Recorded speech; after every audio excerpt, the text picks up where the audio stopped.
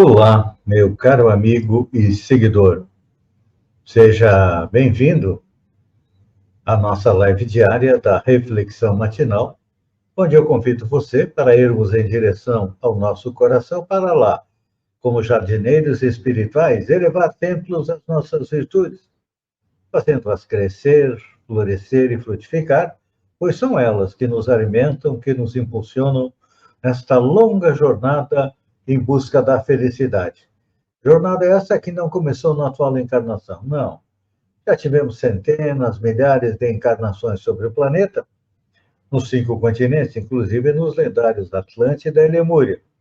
Encarnamos também em todas as raças. Já fomos brancos, negros, amarelos, peles vermelhas. Encarnamos como homem ou como mulher, dependendo da nossa programação e da necessidade encarnatória, como esclarece o Espiritismo, que diz mais. A felicidade está próxima de nós.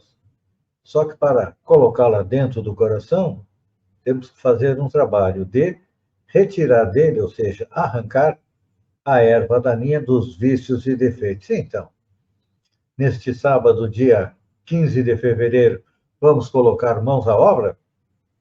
E a resposta é sim. Temos uma passagem dos evangelhos, hoje é de Mateus, onde ele pergunta: por que vês o argueiro no olho do teu irmão? Olhem só a pergunta de Mateus.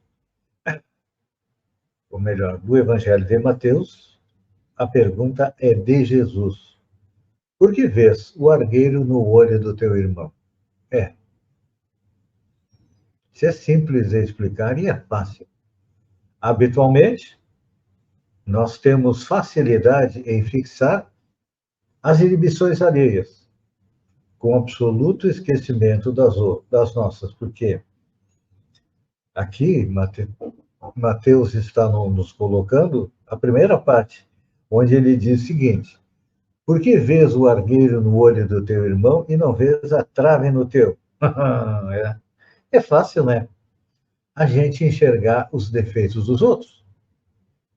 E muitas vezes a gente exagera.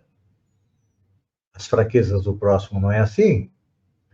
E quando a gente exagera, quando a gente julga, normalmente estamos prejulgando com rispidez e severidade e procedimento do nosso irmão.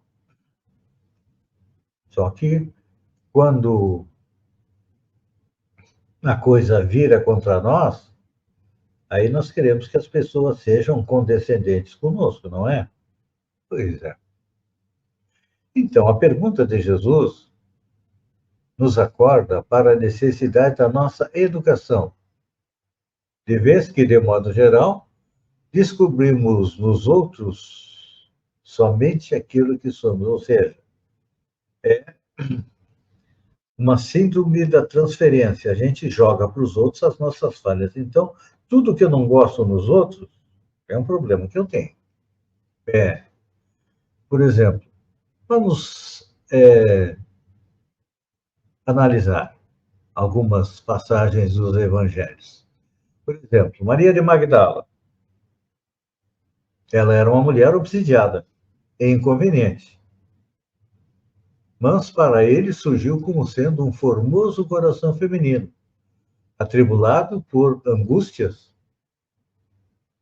que, compreendida e amparada, espalharia no mundo o sol da ressurreição. Viram só? Jesus não viu os defeitos de Maria Madalena, não. Ou Maria de Magdala, não importa. Ele viu que alguém que poderia se transformar em uma de suas emissárias. Pois é, ela só não foi incluída no rol dos apóstolos porque, naquele tempo, a mulher não tinha direito nem a ter alma. Lembra do caso daquela mulher que foi tida como adúltera? O homem, seu marido, mandou apedrejar. Assim que acontecia com as mulheres. O homem podia pular cerca quantas vezes quisesse e com ele nada acontecia. Então, ainda temos uma sociedade extremamente machista. E Maria de Madalena, ou de Magdala, é um exemplo. Ela, depois de milênios ser chamada de prostituta, Ela foi reabilitada pela Igreja Católica. Para vocês verem. No conceito da maioria, outro exemplo, Zaqueu era usurário, de mãos infelizes. Para ele, no entanto, era um amigo de trabalho, a quem transmitiria noções de progresso e de riqueza. Pois é, Zaqueu se converteu, trabalhou para Jesus, enquanto que a maioria das pessoas via nele quem? Simplesmente um coletor de impostos. Pois é. Vamos ver mais um apóstolo. Aos olhos de muita gente, Simão Pedro era fraco e inconstante. Para ele, contudo, representava o brilhante entrado nas sombras do preconceito que fugiria da luz do Pentecostes para vincular-se ao Evangelho. É. Pedro fraquejou. Quantas vezes nós fraquejamos? Pedro negou Jesus 3 vezes. E nós? Acho que não foi 3, né? Foi bem mais do que isso. Então, e a gente ainda acha que Pedro era fraco. Fracos somos nós. E Jesus também vê em nós o potencial que nós temos para nos transformar em quê? Em mensageiros da boa nova. Pois. Por exemplo, na opinião do seu tempo, Saulo de Tarso era um rijo doutor da lei, de espírito endurecido e tiranizante.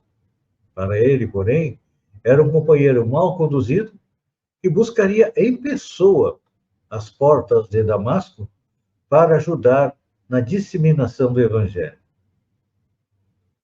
Tem alguém que teve uma mudança tão radical como Paulo de Tarso? Pois é. Ele passou de perseguidor a defensor de Jesus. E nós? Nós não somos mais perseguidores, mas também não somos mais defensores, né? Nós somos o Maria vai com as outras, não é? Em relação a Jesus? Então, mas Jesus também acredita em nós, sabe?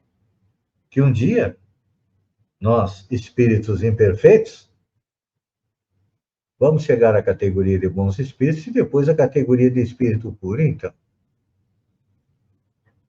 Jesus nos observa e sabe que mais dia, menos dia, nós vamos nos render ao seu amor, e a partir do momento em que o amor de Jesus entrar dentro do nosso coração, o que vai acontecer?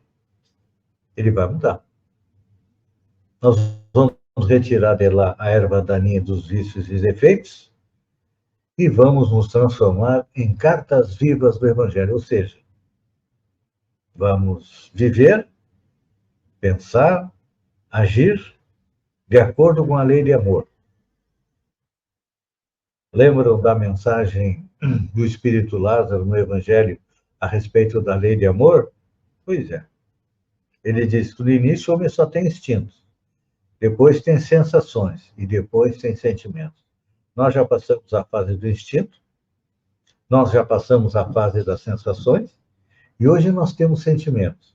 Então, está na hora de procurar cultivar os sentimentos positivos, tirando do nosso coração orgulho, egoísmo, ódio, inveja, e colocando dentro dele fraternidade, indulgência, tolerância e amor ao próximo. Quando fizermos isso, com certeza teremos dado mais um passo na direção da felicidade. Pense nisso, amigo e seguidor, enquanto eu agradeço a você por ter estado comigo durante esses minutos. Fiquem com Deus e até amanhã, no amanhecer, com mais uma reflexão matinal. Um beijo no coração e até lá, então.